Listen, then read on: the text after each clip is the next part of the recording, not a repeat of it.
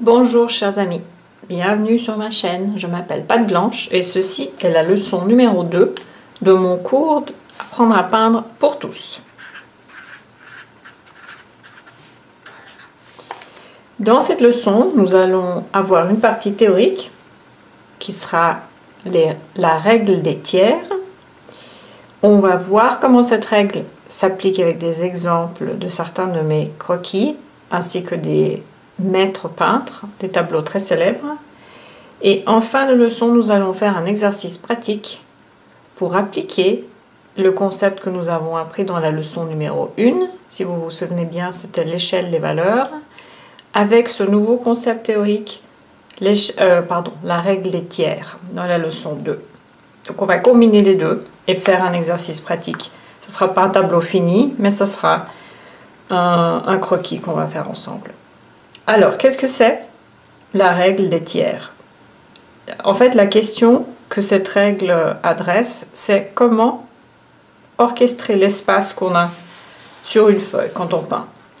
Eh bien, cette règle dit que pour qu'une image soit harmonieuse, il est conseillé de partager l'espace en tiers. Par exemple, dans le cas d'un paysage, c'est de faire quelque chose comme ceci. Alors bien sûr, on ne va pas laisser les lignes sur le tableau fini, mais ça va nous aider à penser à la structure, à la composition de notre tableau. Par exemple, si je veux faire un tableau qui représente la mer et l'océan, la question que je peux me poser, c'est où est-ce que je mets ma ligne d'horizon? Est-ce que je vais mettre ma ligne d'horizon ici? Et là, ça sera l'eau et le reste, les deux tiers ici vont être le ciel. Ou est-ce que je mets ma ligne d'horizon ici et les deux tiers vont être l'eau et un tiers sera le ciel? Eh bien, ça dépend de l'effet que vous voulez avoir. Si vous voulez donner plus d'importance à l'eau et montrer vraiment l'immensité de l'océan, moi je vous conseille de placer votre ligne d'horizon ici et de laisser plus d'espace au ciel. Alors ça paraît un peu paradoxal, mais en fait, la raison pour ceci, c'est que quand vous avez plus d'espace pour le ciel, ça montre que le spectateur voit vraiment l'étendue, à quel point cette ligne d'horizon va loin. Si vous regardez de plus près, donc c'est comme si vous avez baissé la tête, là vous allez avoir plus d'eau, 2 tiers d'eau et 1 tiers du ciel. Et ça va donner simplement une sensation plus confinée à cette image. Alors, bien sûr, c'est un choix personnel, mais juste pour vous donner un exemple, comment cette règle des tiers s'applique pour un choix très très simple. Alors, bien sûr, on divise aussi notre espace en tiers de cette façon-là. Alors, c'est pas vraiment très précis ce que j'ai fait là, mais je pense que vous me suivez. Et là aussi, il faut se poser la question, comment est-ce que je gère mon espace en tiers? Comment est-ce que je divise mon espace de façon verticale? Ici aussi, normalement, à moins que ce soit un portrait, on va pas parler des portraits, où on place le sujet plutôt au milieu. Normalement, pour des natures mortes, pour des paysages, et même pour des peintures abstraites, on va essayer d'avoir des éléments qui sont alignés à peu près au tiers de vos lignes ici. Une autre considération importante, c'est que ces points d'intersection vont très souvent aussi gérer et orchestrer l'espace. On va voir ça avec des exemples, des tableaux un peu plus tard dans cette leçon, mais vous allez voir que vraiment ce n'est pas un hasard et vous allez voir certains éléments clés du tableau vont être placés sur ces points d'intersection. Alors bien sûr là j'ai un format landscape, donc paysage, mais la même chose s'applique pour un format portrait, qui sera dans l'autre sens. Même chose, il va falloir décider où est-ce qu'on place notre ligne d'horizon. Ça peut être une table ou vraiment l'horizon pour un paysage. Et peut-être qu'il n'y a pas de ligne dans un portrait clairement défini, mais il y aura quand même ces éléments de structure. Donc même chose pour un format vertical. Et même chose, faire attention à ce qui se passe ici aux intersections. Et je vais vous montrer plus précisément ces exemples-là. Alors maintenant, je veux passer très rapidement, je vais vous montrer deux exemples de croquis que j'ai fait moi-même. Ce ne sont pas des tableaux finis, mais des croquis. Et je vais vous montrer comment j'ai appliqué cette règle des tiers.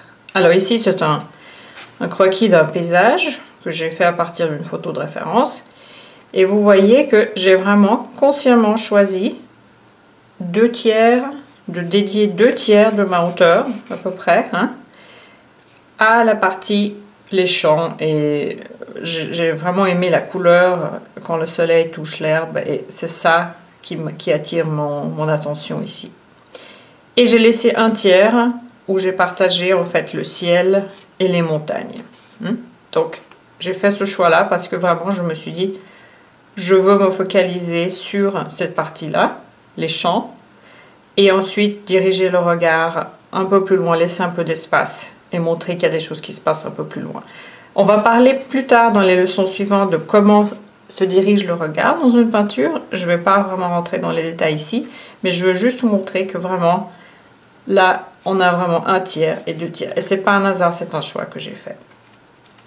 Alors, deuxième exemple de croquis, très différent. C'est une image multimédia, je me suis amusée avec différentes techniques. Mais là, à nouveau, je vous invite à observer 1/3 à peu près pour les montagnes qui sont derrière, 2/3 pour le ciel.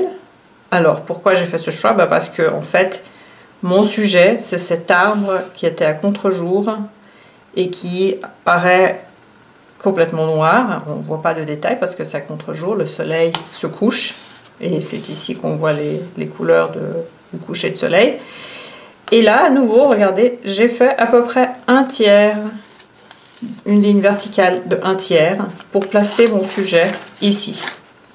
Et là, j'ai pas grand-chose qui se passe dans ce tiers-là. Et c'est OK. On va le voir aussi dans des tableaux de peintres professionnels, la façon dont ils exploitent et laissent l'espace vide. C'est important de laisser de l'espace vide et ne pas remplir tout. Et bien sûr, ici, vous voyez que si j'avais placé l'arbre au milieu, ça aurait fait un peu bizarre. On se serait demandé, bon, qu'il y a un arbre au milieu, peut-être, c'est le portrait d'un arbre. Ça donnerait pas aussi, ça rendrait pas l'espace à regarder aussi intéressant.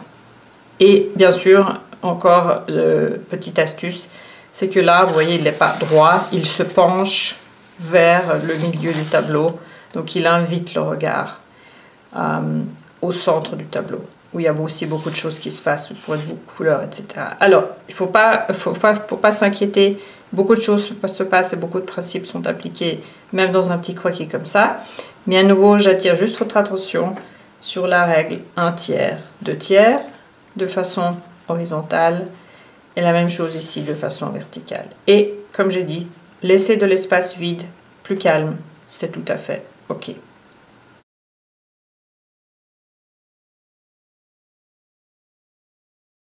Alors, comme promis, je vous montre ici l'exemple de l'application de la règle des tiers avec des tableaux très célèbres.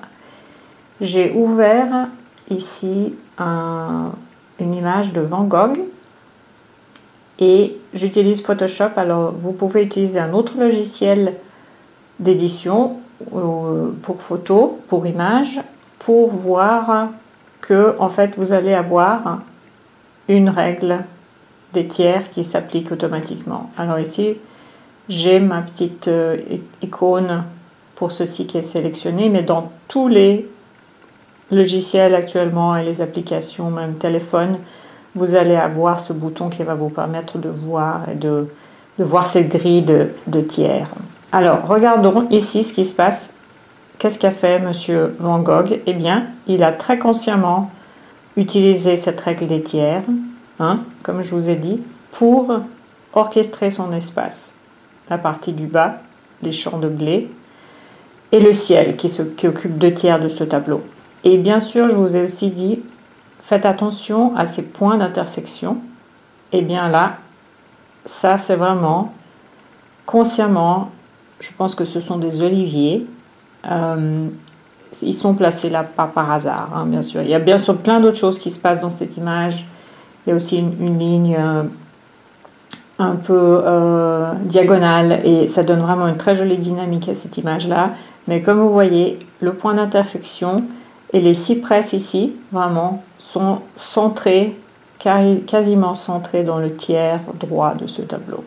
Alors, très beau tableau, bien sûr, magnifique, plein de choses à prendre. On va vraiment se focaliser maintenant sur cet aspect d'orchestrer l'espace avec la règle de tiers.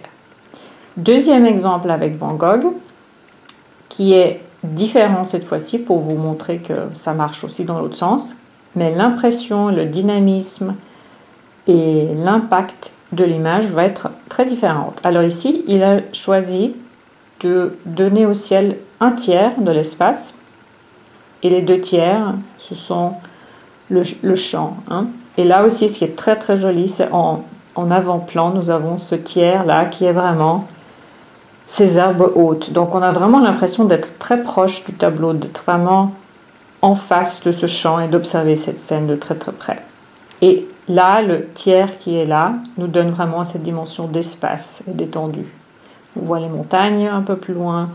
Donc vraiment très très jolie orchestration de cet espace-là. Et là, à nouveau, dans ce tiers, dans ce point d'intersection en haut, on a ce point qui est très intéressant aussi à regarder, cette petite maison qui est illuminée par le soleil. Donc, à nouveau, pas de hasard dans cette composition, c'est très très pensé et ça donne un tableau qui est très intéressant à regarder, bien sûr, plein de choses à prendre avec. Je veux parler maintenant de 2 exemples de nature morte. J'ai utilisé ces 2 images dans ma première leçon, l'échelle des valeurs. C'est un peintre que j'aime beaucoup, Chardin, peintre français. Même chose ici, si je clique pour créer ces lignes, eh bien, regardons comment il a orchestré l'espace de cette nature morte. Alors, presque exactement, je pense que la table s'arrête peut-être un petit peu plus bas, là, la nappe, mais à peu près un tiers est réservé à la nappe. Ensuite, on a le milieu du tableau et tout le tiers du haut, en fait, est laissé vide. Comme je vous ai dit, c'est ok de laisser du vide et ça donne vraiment une sensation d'espace et de profondeur aussi à cette image. Alors, quand il s'agit des lignes verticales maintenant, on voit aussi très intéressant, et à nouveau je ne pense pas que c'est un hasard, que c'est la réflexion de ces pommes dans ce gobelet d'argent est exactement sur ce point d'intersection là. Donc vraiment très intéressant à voir comment cette règle a été appliquée là. Et les pommes sont vraiment au milieu de ce tiers. Hein. Donc on peut vraiment distinguer l'orchestration de l'espace et l'idée que le peintre avait derrière. Je trouve ça passionnant d'observer ces tableaux, les tableaux des peintres, et d'essayer de voir comment ils ont pensé à orchestrer les choses et comment ils sont arrivés au résultat final. On va parler d'autres choses, parce qu'il se passe d'autres choses aussi sur ce tableau, et la balance des poids dans une image. Pour l'instant, on ne va pas s'en préoccuper. Voilà, encore un très bon exemple de cette application des règles des tiers. Deuxième nature morte de Chardin. Et là, il se passe des choses un petit peu différentes. Alors, on voit que l'espace du haut n'est pas tout à fait vide, comme dans l'espace précédent. Mais à nouveau, on a 2 carrés qui sont quasiment vides. On a un tiers du bas qui est dédié à la table. Et à nouveau, regardez ici, un point d'intersection, c'est là où on a le maximum de contraste entre le foncé et le clair. Donc si vous vous souvenez, la leçon numéro 1, l'échelle des valeurs, c'est ici que notre œil va se diriger. Ce n'est pas un hasard que cette région-là est placée sur ce point d'intersection de la règle des tiers. Maintenant, l'autre chose que je trouve intéressante à noter, c'est qu'ici, on a un très joli reflet de je ne sais pas trop comment ça s'appelle, un chaudron, je pense, et très joli reflet qui est aussi exactement positionné sur cette ligne de tiers et celui-là est un petit peu plus haut, bien sûr. Mais voilà, je pense que ce n'est vraiment pas un hasard que le peintre a choisi de mettre ces accents où l'œil va se diriger et où on va trouver vraiment les points d'intérêt à ce tableau. Je pense qu'il a orchestré ça de façon très très consciente et délibérée. Alors maintenant, deux exemples de portraits, dont un, j'adore cette image, je trouve qu'elle est très très belle. Léonard de Vinci, qui a peint ce portrait. Alors je trouve qu'il a pris beaucoup de risques en peignant une personne et un animal, parce que ce qui se passe ici, c'est qu'on a en fait deux centres d'intérêt. On a le visage de cette jeune femme qui est très très beau, et on a aussi ce petit animal qui a l'air assez marrant, assez intéressant à regarder. Donc en fait, le risque, c'est de distraire le spectateur en introduisant ce deuxième sujet, et en fait de perdre le centre principal d'intérêt, où en fait, c'est la raison pour laquelle il n'y a pas le tableau, c'est le portrait de cette jeune fille. Et comment est-ce qu'il s'en sort? Comment est-ce qu'il gère l'espace pour éviter ce problème? Eh bien, regardez ici, on a à nouveau un carré, un rectangle qui est complètement vide. Le visage s'arrête exactement à cette ligne-là, je trouve ça assez fascinant. Et l'œil est vraiment la partie qui nous intéresse est ici, hein, parce qu'on regarde souvent les yeux. Hein, quand on regarde un visage, on passe beaucoup de temps à regarder les yeux, pas tellement autre chose. Et regardez, là, vraiment, la partie maximum de contraste, elle se trouve ici. Hein, la joue, les yeux et cette partie noire, c'est ici que l'œil va se diriger. Alors ici, on a l'animal qui est aussi très très proche de ce point d'intersection. Mais on voit qu'en fait, il y a beaucoup moins de contraste aussi dans cette zone-là, parce qu'il y a du bleu et de la couleur chair ici. Et là, regardez ce qui se passe avec cette ligne-là horizontale. On a la main de la jeune fille qui est placée exactement ici.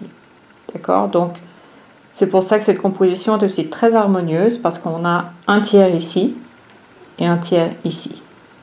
Et là, à nouveau, comme je dis avant, beaucoup d'espace laissé libre et vide, et qui donne en fait beaucoup de beauté et de grâce à cette image qui serait, je pense, moins intéressante et moins belle à regarder s'il y avait quelque chose au fond. Comme on fait souvent dans des portraits, on met des choses derrière. Alors Léonard de Vinci a choisi vraiment de laisser cet espace vide, et je trouve que l'effet est superbe. Alors, dernière image pour illustrer cette règle laitière. La laitière, je pense que cette image est très connue parce qu'elle a été utilisée par une marque de yaourt, sur ses pots de yaourt. La laitière par Van Dyck.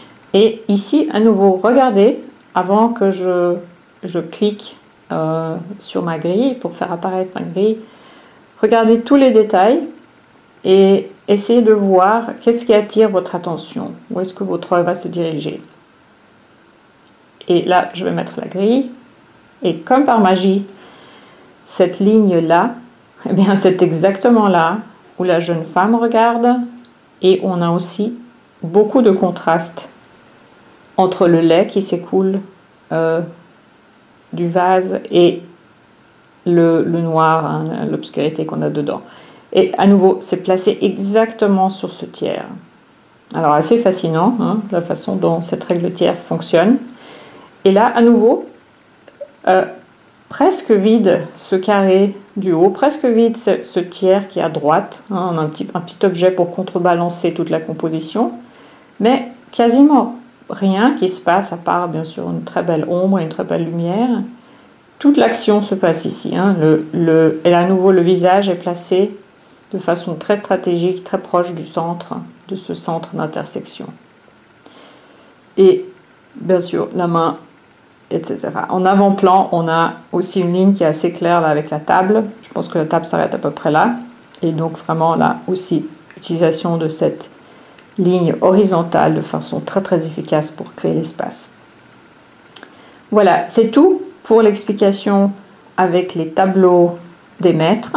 J'espère que ça vous a aidé et j'espère que la prochaine fois que vous regardez un tableau, vous allez voir comment l'espace a été orchestré. de façon très délibérée et consciente. J'ai ici un bloc de papier aquarelle, comme ceci.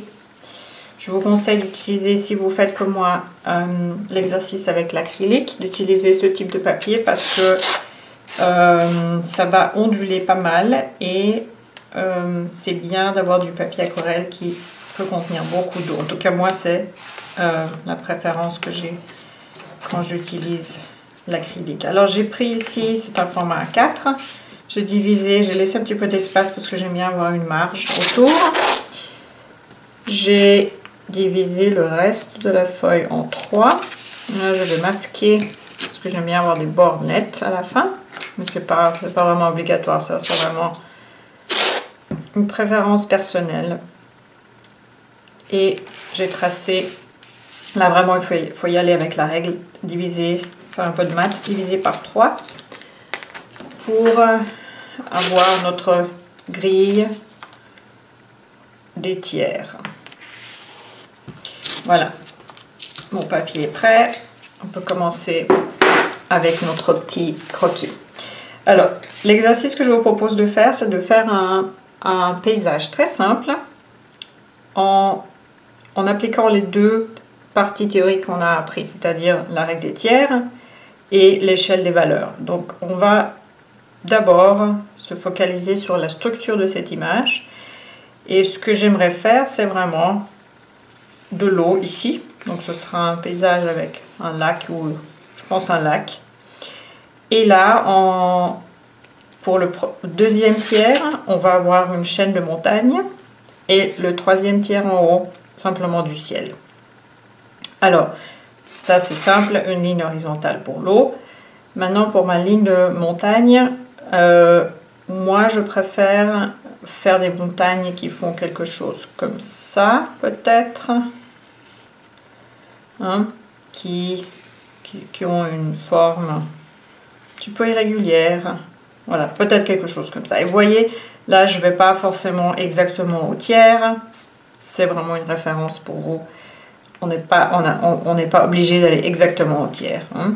Et là, on essaie de faire quelque chose d'irrégulier pour avoir un effet plus naturel. Alors, je vais effacer un petit peu mes lignes de crayon qui ne sont pas vraiment nécessaires plus tard.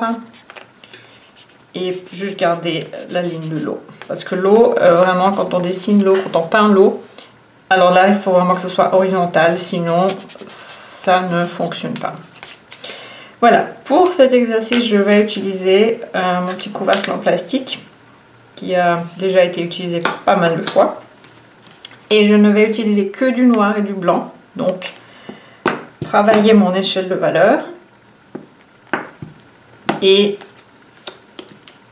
on va rajouter de la couleur par la suite dans les leçons suivantes. Mais pour l'instant, on va vraiment se focaliser sur l'échelle des valeurs. Et là, j'ai mon tube de noir qui est bloqué. Alors là, j'utilise du noir qui est déjà mélangé avec du médium. Parce que le noir est une peinture très pigmentée. Donc en fait, si vous voulez vous simplifier la vie et aussi économiser un petit peu de peinture, vous pouvez très bien faire un mélange comme ça avec du médium et le garder dans une bouteille fermée pour avoir déjà votre peinture prédiluée. Le blanc est, comme vous voyez, très épais, il sort du tube.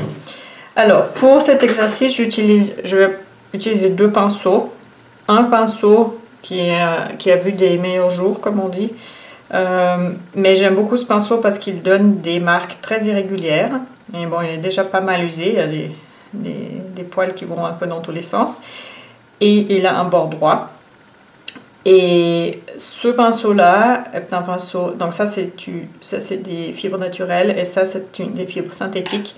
Et comme vous voyez, il a un bord arrondi. Donc, ça va donner des marques différentes. Ça va donner un type de... La façon d'appliquer la peinture va être différente. Alors, on va utiliser les deux. Et je vais vous montrer comment je procède. Alors là, j'ai aussi une petite bouteille de spray d'eau pour rendre ma surface plus humide. Mes pinceaux sont aussi mouillés. J'aime bien commencer avec des pinceaux mouillés. La peinture est plus simple à appliquer. Alors, je vais commencer par le ciel. Et on va faire quelque chose d'assez de gris. Bien sûr de gris parce qu'on a du blanc et du noir. Et peut-être que je vais même commencer par rajouter de l'eau pour rendre ma feuille plus facile à travailler. Alors, on va mélanger notre gris. Et là, je vais faire quelque chose d'assez dilué. Alors, je sais que beaucoup de gens sont un petit peu étonnés de voir des fois comment on peut travailler l'acrylique presque comme de l'aquarelle. Et surtout quand vous avez du papier, il n'y a vraiment aucun problème à diluer vos peintures. Ça va tenir. Sur la toile, ça peut être un petit peu plus compliqué, mais pour l'instant, comme vous voyez avec le papier, en plus ça donne de très jolis effets. Donc voilà, mon ciel, moi je vais aller un peu plus proche des montagnes. Mon ciel est à peu près fait, hein, très simple. Je vais probablement laisser sécher un petit peu avant de faire ma ligne de montagne parce que sinon ça va vraiment se mélanger et donner des effets que je ne souhaite pas forcément avoir sur cette ligne-là. Maintenant, pour l'eau, on va choisir une valeur probablement similaire au ciel parce que l'eau, bien sûr, reflète le ciel, mais un tout petit peu plus foncé. Alors ici, je ne veux pas forcément mouiller ma surface parce que je veux avoir des lignes, peut-être une surface un peu plus contrôlée. Je vais simplement remplir alors des lignes horizontales parce que l'eau est horizontale. Et comme j'ai dit avant, si c'est pas exactement horizontal, ça a l'air bizarre. Alors si je laisse du blanc, c'est pas mal du tout parce qu'en fait ça donne l'impression d'effet, de reflet sur l'eau. Et c'est pas mal du tout. Voilà, je ne ferai pas plus. Je laisserai vraiment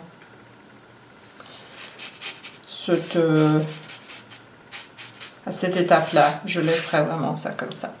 Et là, on va laisser sécher, simplement pour éviter de déborder dans cette partie-là qui est encore humide. Et on revient quand c'est sec. Voilà, j'ai séché l'image avec un sèche-cheveux. Vraiment, ça prend 2-3 minutes, c'est très très rapide. Je pense que je vais faire 2 rangées de montagnes, une un petit peu plus proche que l'autre. Et on va aussi jouer avec les valeurs pour arriver à quelque chose d'intéressant. Alors, on va supposer que cette chaîne-là est plus proche que celle-là. Et là, je vais prendre mon autre pinceau, qui est un petit peu plus fin, pour faire cette chaîne. Alors d'abord, on va faire celle qui est un peu plus loin. Et celle qui est plus proche, on va la faire un peu plus tard. Alors, celle qui est plus proche doit être plus foncée, parce que les choses qui sont plus proches de nous sont plus foncées en général, même si c'est la même couleur. Et celle-là sera être un peu plus claire. Mais on va quand même aller plus foncé que cette teinte-là, et bien sûr plus foncé que le ciel. Donc on va commencer par mélanger notre gris. Et souvent c'est vraiment pas évident à voir sur l'image, pardon, sur la palette, si on a la bonne teinte, la bonne valeur. Il faut vraiment y aller sur le papier. Alors c'est assez foncé, mais bien sûr je peux aller encore plus foncé, mais je pense que je vais rajouter un peu de blanc pour ne pas aller trop foncé d'un coup. Et là je vais rajouter de l'eau parce que j'ai vraiment une pâte qui se forme et j'aime pas vraiment ça. J'aime bien quand ma peinture est un petit peu plus liquide. Alors on va faire un deuxième essai. Voilà, ça c'est pas mal. On a une différence entre le ciel et la montagne et on a suffisamment encore de place pour l'autre valeur qu'on veut pour cette chaîne de montagne qui est plus proche de nous, du spectateur. Voilà, on essaie de fermer un peu les trous. Et là, je vais vraiment y aller de façon assez rapide sauf point important, c'est de pas trop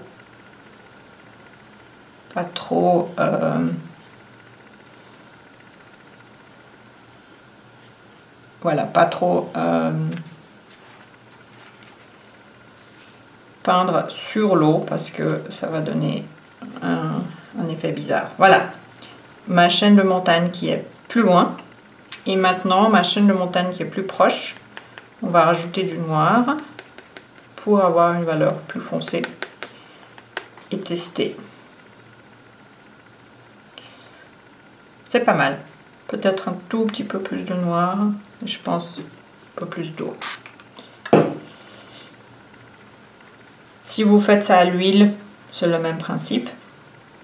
Bien sûr, pour l'aquarelle, vous allez principalement utiliser du noir et peut-être un petit peu de blanc, de gouache pour diluer vos noirs, pour leur donner cet effet un peu laiteux qu'on obtient en mélangeant avec du blanc.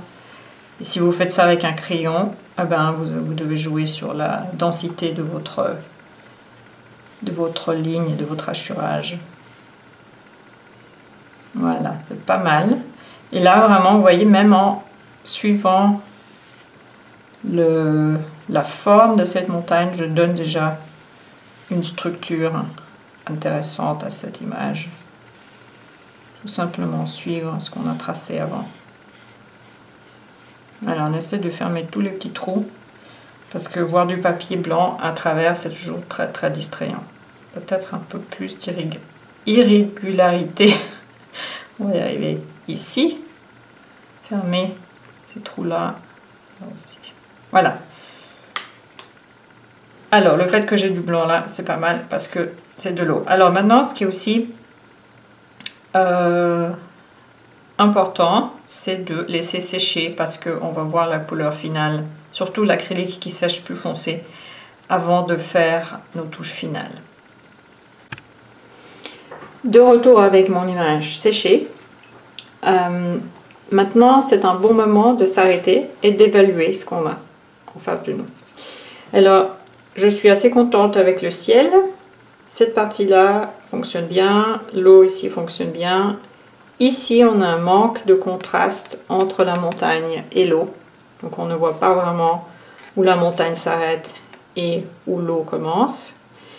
Et cette partie-là est trop claire. Alors, vu que c'est la partie qui est vraiment en bas de la montagne, c'est logique que ce soit plus foncé. Là, on a un gros pâté de peinture qui est foncé, qui est OK pour cet endroit-là. Mais ici, vraiment, on manque de valeur. Il faut y aller vraiment de façon plus foncée.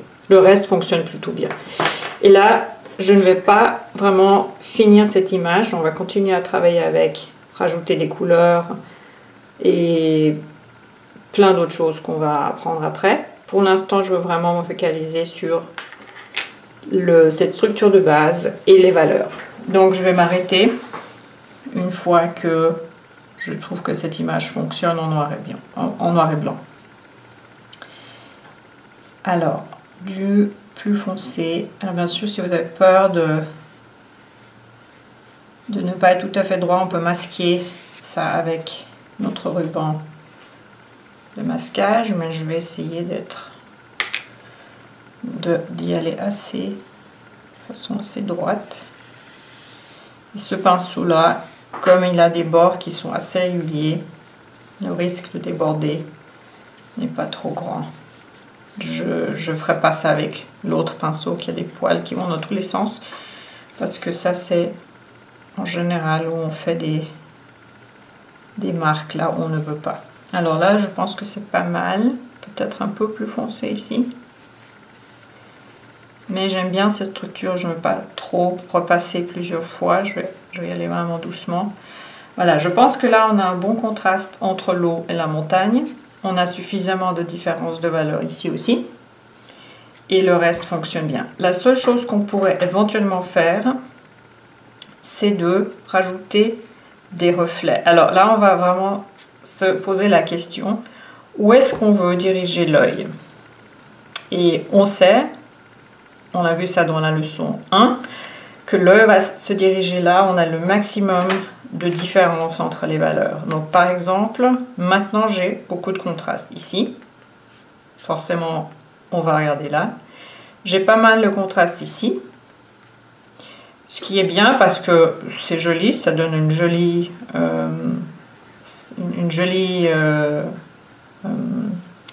perspective. Mais je pense qu'il faut rajouter plus de contraste ici. Parce qu'en fait, et ça c'est souvent le cas, on a des reflets plus loin dans l'eau, hein, dans le lac ou dans la mer. On a vraiment des reflets qui vont jusqu'au bord. Donc je vais nettoyer mon pinceau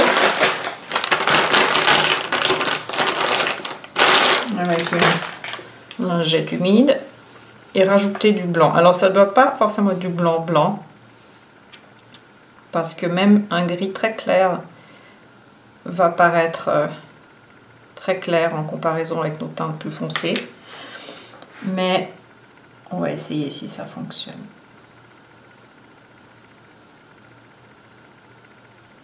Quelque chose comme ça. Donc on est à peu près sur le tiers de ce tableau, cette image. Et là on a une autre ligne, donc c'est pas mal. Maintenant si je veux que ça a l'air un peu plus naturel, on va peut-être gratter avec le bas du pinceau. Voilà, c'est pas mal. On pourrait rajouter quelque chose ici peut-être, parce qu'on a une structure là aussi. On va aller assez légèrement. Voilà, et là je fais attention à ne pas bloquer, c'est-à-dire pas faire des lignes qui vont tout le long de l'image, de ne pas bloquer le regard. Vraiment d'indiquer, c'est très léger, ça suffit d'indiquer simplement qu'on a des reflets. Je vais m'arrêter là parce que pour cet exercice c'est vraiment ce que je voulais vous montrer. On va continuer à travailler avec cette image et rajouter des couleurs. Mais je vous invite à suivre cet exercice avec moi et garder votre image pour la suite. Voilà. Je voulais aussi dire que j'ai créé un groupe sur Facebook et au cas où vous voulez partager vos photos, les photos de vos images, se connecter avec moi, simplement parler avec d'autres gens qui sont intéressés par la peinture. Voilà, vous êtes bienvenus. Je serai très heureuse si vous vous connectez, si vous vous joignez à mon groupe que j'ai créé exprès pour ce cours-là sur Facebook. Je vais mettre le lien vers ce groupe en bas dans la description de cette vidéo. Et ce groupe est privé, c'est-à-dire tout ce qu'on va partager dans ce groupe ne sera pas vu par les gens de l'extérieur. Et je pense que ça peut être assez chouette d'avoir un espace de partage et de communication entre gens qui sont passionnés par le même sujet. Voilà, tout est dit pour aujourd'hui. Merci et à bientôt.